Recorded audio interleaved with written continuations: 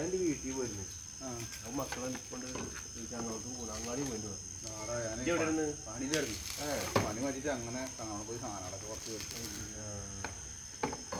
അപ്പോൾ മീനിൻ്റെ കണ്ടപ്പോൾ മീനും മേടിച്ചു കുറച്ച്. എന്താ മീന്? മത്തിയാണോ?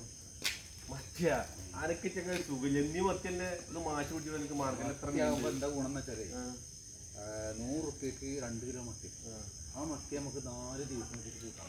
4 ദിവസം. 4 നമുക്ക് മത്തി 4 ദിവസം കൂട്ടുമോ? ഇല്ല, 4 ദിവസം കൂട്ടേ. നിങ്ങൾക്ക് മാക്സിമം 2 ദിവസം. എന്ത് സംഭവം എന്നറിയോ, നമുക്ക് പണിയുടെ കാര്യം ഒരു ഉറപ്പില്ല.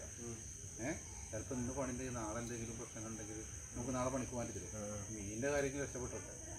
ആ കുട്ടികൾക്ക് മടുത്തുണ്ട്, വേറെ മാറ്റി പിടിക്കും. അല്ല, പച്ചക്കറി മേടിക്കും ഇടക്ക്. ഇടക്ക് മീനും എന്നെ ആകെ 900 റുപ്യ 950 രൂപ കൂടി കിട്ടുന്നതിന് സാധനങ്ങൾ മേടിക്കണം.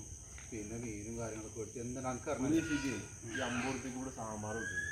50 റുപ്യക്ക് ഒരു കിറ്റ് സാമ്പാറും ഈ കുറച്ച് മുള്ളനും മേടിച്ചു, കുറച്ച് പപ്പടം മേടിച്ചു, അതുകൊണ്ട് കൊടുത്തോക്കാം.